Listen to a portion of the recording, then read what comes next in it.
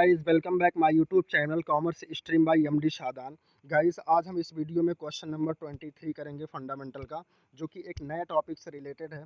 और उस टॉपिक का नाम है इन केस ऑफ इनएडिक्वेट प्रॉफिट।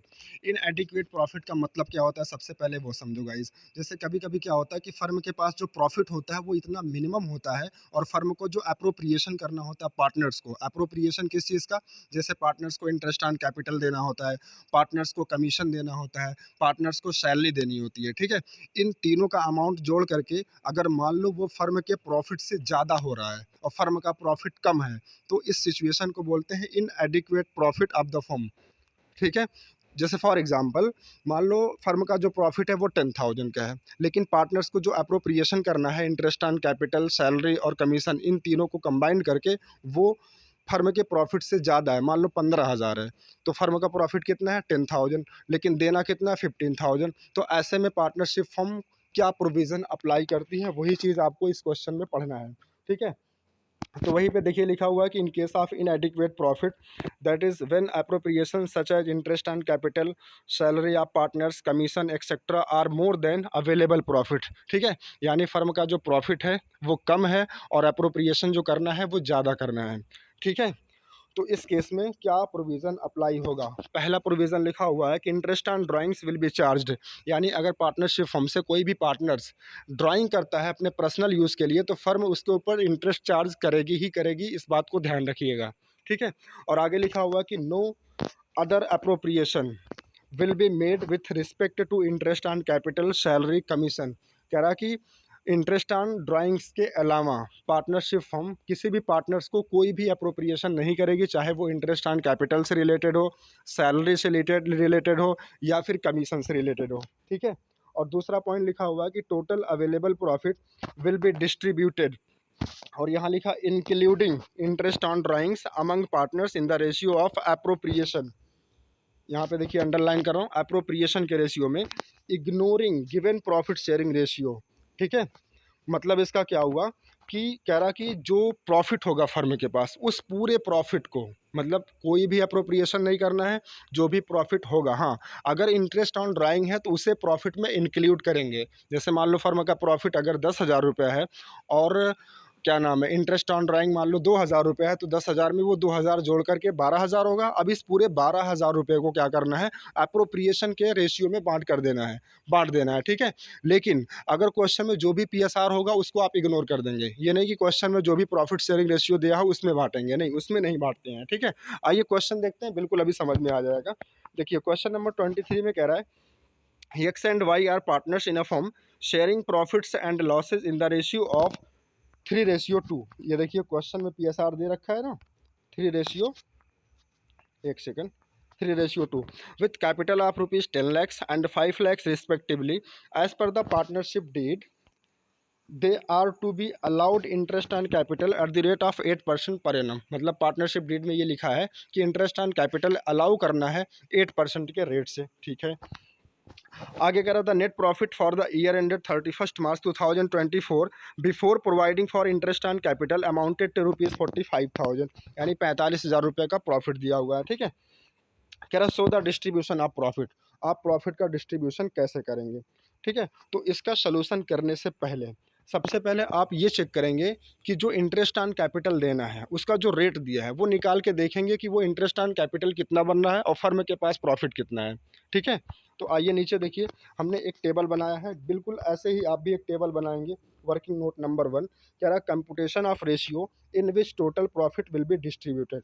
देखिए पार्टनर्स को जो अप्रोप्रिएशन करना था वो एक ही अप्रोप्रिएशन इसमें दिया था, that is interest on capital, ठीक है। और इंटरेस्ट ऑन कैपिटल का रेट क्या था गाइस, 8%। और एक्स कितना कैपिटल कंट्रीब्यूट कर रहा था, 10 लाख, तो 10 लाख का 8% निकालेंगे तो 80,000 आ जाएगा। उसी तरीके से वाई कितना कंट्रीब्यूट कर रहा था, 5 लैक्स, और 5 लैक्स का 8% निकालेंगे तो 40,000 आ जाएगा। तो दोनों को इंटरेस्ट ऑन कैपिटल मिला के कितना बन जाएगा, 1,20,000, यानी 1,20,000 का अप्रोप्रिएशन करना है। लेकिन फर्म के पास प्रॉफिट कितना है, 45,000 ओनली। यानी कौन सा केस बन गया, when when appropriation of profit is less than available profit, यानी फर्म के पास जो प्रॉफिट है वो कम है और जो देना है अप्रोप्रिएशन जो करना है वो ज़्यादा है। मतलब फर्म के पास जो प्रॉफिट है वो तो 45,000 है, लेकिन फर्म को देना कितना 1,20,000।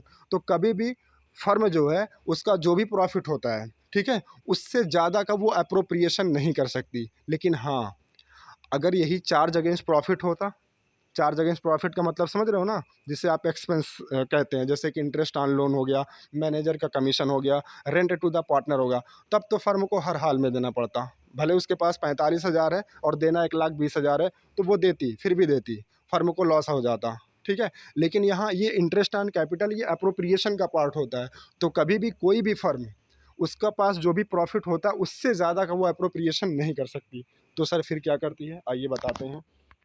देखिए, सबसे पहले आप प्रॉफिट एंड लॉस एप्रोप्रिएशन में दिखा लेंगे क्रेडिट साइड में net by PL account net profit कितना था 45,000। अब इंटरेस्ट ऑन कैपिटल 1,20,000 देना है तो वो पॉसिबल नहीं है, तो हम क्या करेंगे, इसी 45,000 को इनके इंटरेस्ट ऑन कैपिटल के रेशियो में कह लो या फिर इनके अप्रोप्रिएशन के रेशियो में। तो इनका अप्रोप्रिएशन कितना बना था, एक्स का 80,000 और वाई का 40,000। तो यही जो 80,000 और 40,000 है इसी रेशियो में डिस्ट्रीब्यूट कर देंगे। देखिए यहाँ पे मैंने वर्किंग नोट नंबर सेकंड लिख रखा है, क्या लिखा, द अवेलेबल प्रॉफिट इज ₹45,000, यानी फर्म के पास जो अवेलेबल प्रॉफिट है वो 45,000 है। Whereas the total interest of X and Y due on capital is ₹1,20,000, लेकिन जो एक्स एंड वाई को टोटल इंटरेस्ट देना है वो 1,20,000 का देना है, तो ये तो पॉसिबल नहीं है।